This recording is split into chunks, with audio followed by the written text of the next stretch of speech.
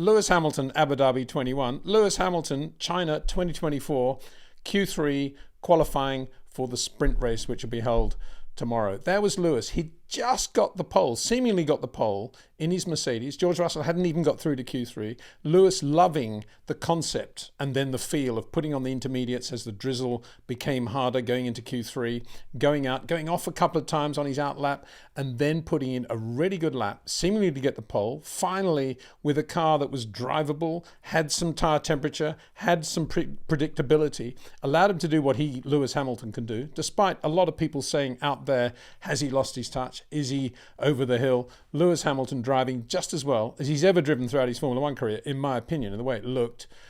On the pole, in the closing milliseconds of Q3, but then Lando Norris in the McLaren, equally brilliant in the McLaren, gotta say, looked fabulous. Had a lap time that was deleted, then reinstated. I've never seen anything like this. It was all blink and you missed it. Lando was on the pole, then his lap time was deleted, Lewis was on the pole, and then Lando got the pole back. Reinstated? Never seen that before. That is unbelievable. We saw him on the lap in which there was a deletion. He ran wide coming out of the last corner, as did several others, as did Max Verstappen, for example. But the regulations for the Chinese Grand Prix, if you read the small print, say that if a car runs wide at turn 6 and turn 16, the two corners they were looking at, only the lap time of that specific lap was going to be deleted, because at some circuits, Austria and Aston, very good example, by deliberately running wide coming out of the last corner, getting that lap deleted, you can actually then get a better run as you cross the start finish line. And so to stop that happening, the regulations for those races in general say that the following lap will be deleted as well. But in China, with different circuit obviously, with gravel on the outside of 16, it was deemed that there would be no advantage if you ran wide, so you just got that lap deleted and not the next lap. And that's what they did generally. That's what happened with Max Verstappen. He ran wide, but they were able to then count his next lap and he got in and he qualified fourth. But with Lando Norris, they, for some reason, deleted the next lap, which is not correct in view of what was in the race notes from the race director. So they then reinstated him. It seems like a relatively small mistake. When you think of the number of fans out there on the global platform who perhaps are Lewis Hamilton fans or indeed Lando Norris fans watching this, 1 minute it's ecstasy, the next minute it is, oh, what's happened here? And that's not a good look, obviously, for the sport. And I'm sure there'll be repercussions from this. There'll be further examination of what happened. But for some inexplicable reason, somebody in the FIA decided to delete Lando's lap time when it shouldn't have been deleted, his pole lap, which was a clean lap, of course. And that is something that will echo on, I think. And I'm presuming McLaren did a very good job of complaining about it the minute or the millisecond that lap was deleted. Somebody at McLaren did a really good job and got to the stewards and said, no, that should not have been deleted. He's got the pole now. And the stewards listened to them and went back. A little bit like the perhaps what was going on behind the scenes in Abu Dhabi 21. And as I say, it's Lewis twice now. He must be thinking, what will Lewis be thinking? Be thinking, well, this is just life, isn't it? Normal. He's probably thinking, yeah, I'm pretty pleased actually to be on the front row. Even if I'm not on the pole, I'm on the front row. George didn't even make it through to Q3, which is important these days, of course, in terms of Lewis and George and the status there. And he's got a car in the wet anyway, in the wet on intermediates, not a complete wet, but wet on intermediates, where Lewis Hamilton can show his talent, and in a car that was obviously quite reasonable, did the lap time.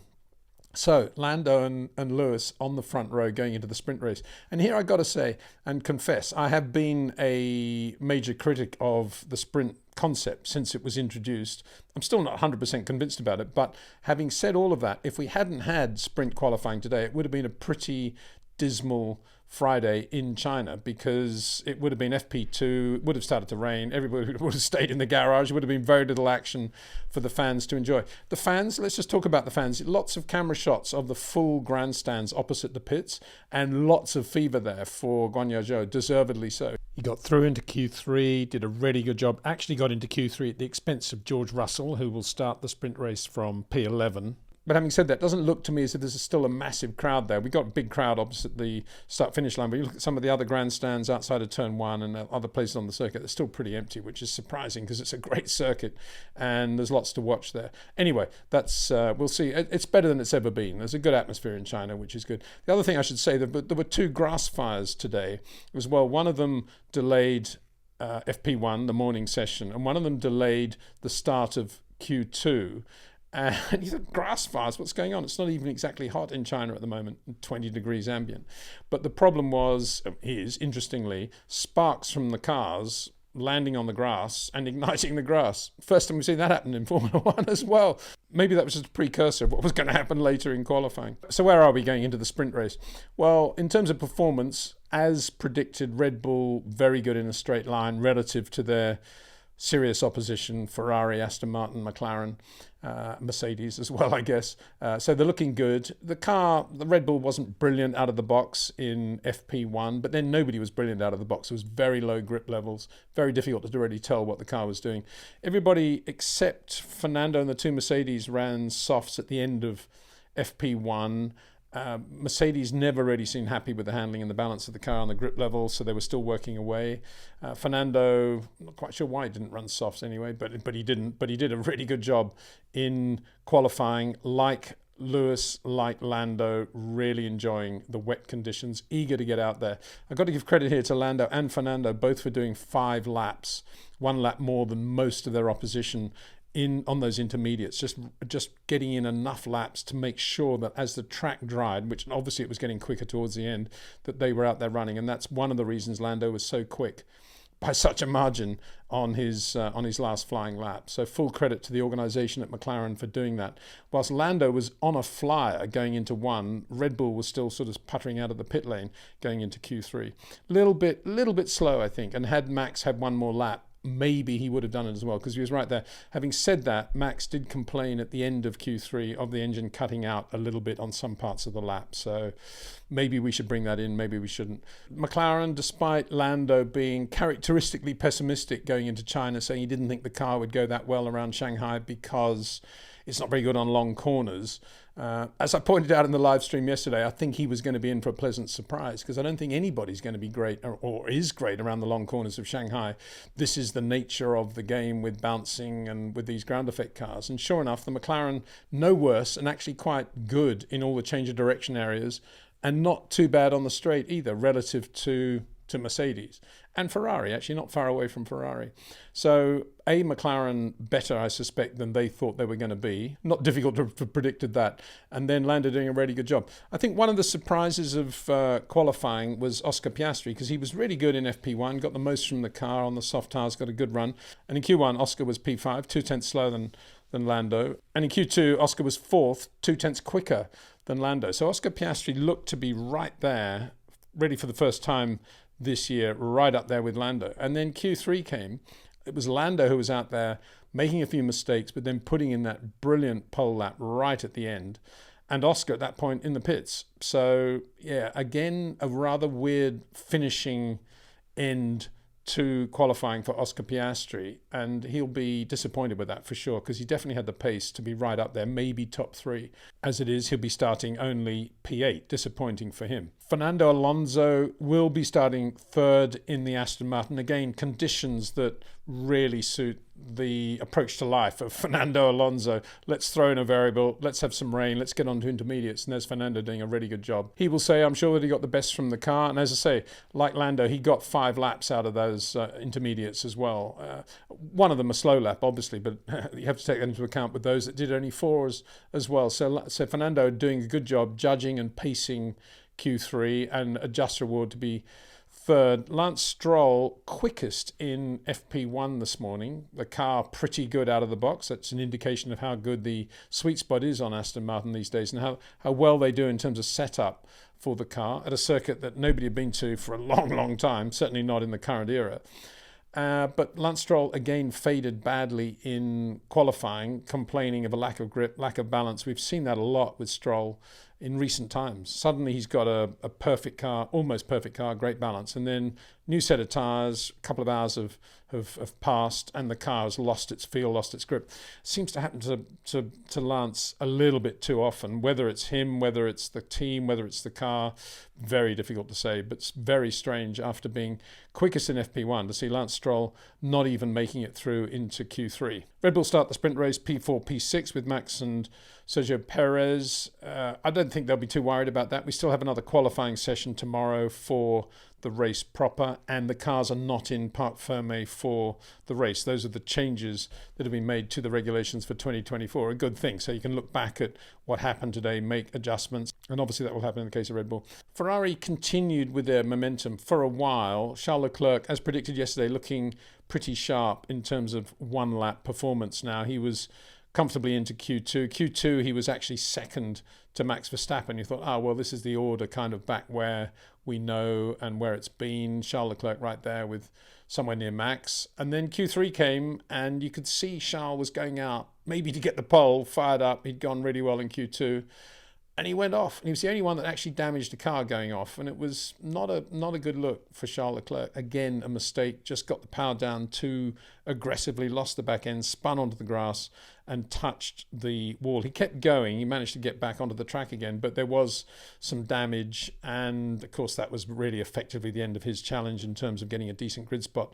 I suspect he'll still be really quick tomorrow in qualifying, assuming he makes no more mistakes, but that was not a good thing for Charles to have done. Potentially he could have been on the front row today, I think, and for him to make yet another mistake, it will eat away in his self-confidence for sure, but he needs to put it behind him, or have a good race tomorrow to obliterate that.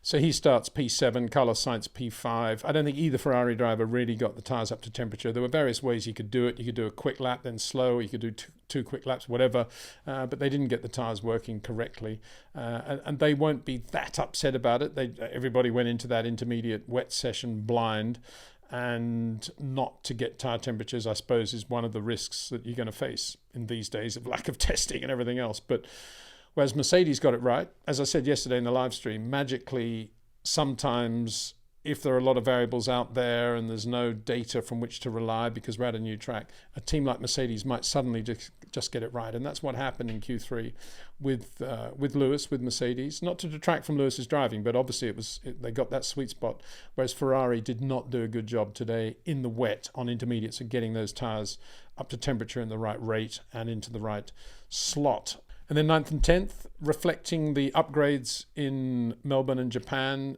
Stake Sauber done a very good job. 9th and 10th, both of them into Q3. Valtteri just ahead of Guanyu Zhou, but that'll be great for the Chinese fans and for Formula One in China, because we haven't had a Chinese driver before, and there he is getting into Q3. Really good job by Guanyu, but Valtteri also looking very professional, I thought, and very sharp in the Stake Sauber. And I suppose there's a certain...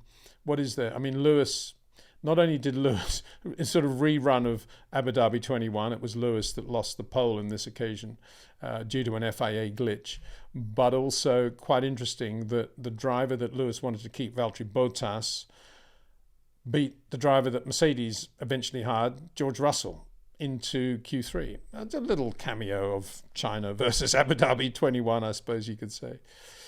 So there we are. It's looking like overall Red Bull still have that sweet spot. They have top speed, just enough top speed to be right there and be super competitive against all their opposition.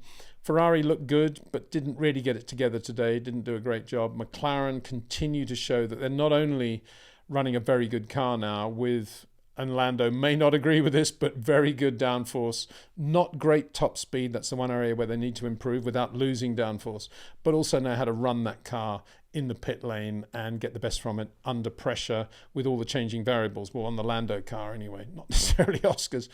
And a very good job again by good old Fernando Alonso, who just looked like the race driver he's always been. Lewis Hamilton, Fernando Alonso, two members of the old guard, both showing all their skill and flair today when the rain fell in China and neutralised the current state of Formula One. Great to see.